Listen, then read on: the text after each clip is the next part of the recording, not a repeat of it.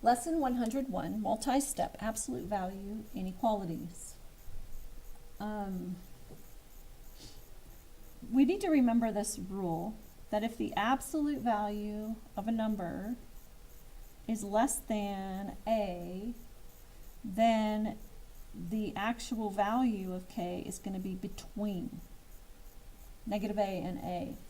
And then if the absolute value is greater than another number, then k is going to be less than negative a, or k is going to be greater than a. If a is a negative number, the absolute value will never be less than it because the absolute value is always positive. If the absolute value is greater than a negative number, then you'll have all real solutions because every number is greater than a negative number. Absolute value. Any absolute value is greater than a negative number. So here's an example, number 1. For absolute value of x plus 1 is less than 21. Now we need to isolate this absolute value. So we subtract 1, we have 4, absolute value of x is less than 20. Then we're going to divide by 4. Because we're not dividing by negative, we keep the sign as a less than. And then we have absolute value of x is less than 5. So by looking up here at our rule, the absolute value of k is less than 5. So we're going to have negative 5 is less than x is less than 5.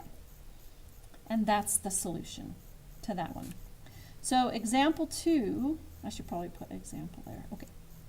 If we have the absolute value of x divided by 2 minus 4 is greater than 2, we're going to start by adding 4 to both sides, and we get the absolute value of x divided by 2 is greater than 6, times both sides by 2, so that these cancel. The absolute value of x, since we didn't times by negative, it's still going to be greater than 12. Since it's greater than, according to our rules, we're going to have x is less than negative 12, or x is greater than positive 12. And that's the solution for the second example. Example 3 is the absolute value of x plus 2 and your absolute value minus 1 is greater than 11.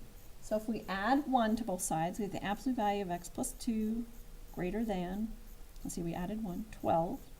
It's greater than, so we're going to put our x plus 2 is less than negative 12, or x plus 2 is greater than 12. So I just used my rule here. And now I need to solve for x. So I subtract 2 from both sides, and we get x is less than negative 14, or x is greater than 10. And that's the solution. And then last example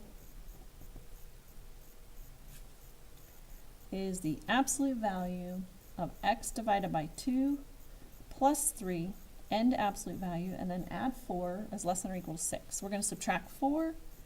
We get the absolute value of x divided by 2 plus 3 is less than or equal to 2. Check our rule. Since it's less than, we're going to have a negative 2 on one side, less than or equal to x divided by 2 plus 3, less than or equal to positive 2. Then we're going to subtract 3. We get negative 5 is less than or equal to x over 2. We're subtracting 3, negative 1. Then we're going to times everything by 2. So we have negative 10 is less than or equal to x, and since we're timesing by 2, a positive, just leave the sign. If they flipped signs, then we would have a an or statement, not an and anymore. And that's the solution. Now I want to give one more example. I know this, I said it would be the last, but this is for like a word problem.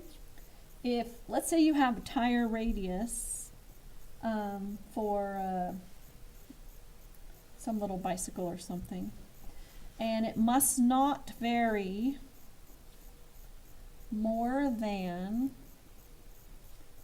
1.4 centimeters. That means it can be positive or negative 1.4 centimeters from 33 centimeters. Now we've done this before where we have to write the absolute value and then solve. And it's the absolute value of x minus 33. So this is the given amount, or the given radius, has to be, because it can't vary any more, it's going to be less than or equal to 1.4 centimeters. So this is how much it can vary. I don't know how to spell vary. V-A-R-Y, I think. Then we solve that just like we did up above. We follow our rule, less than or equal to. We have negative 1.4 is less than or equal to x minus 33, which is less than or equal to positive 1.4. We're going to add 33. And we have x in the middle of 34.4 and 31.6 centimeters. So it's going to be between 31.6 centimeters and 34.4 centimeters is the allowable size of the tire radius. And that's the end of the lesson.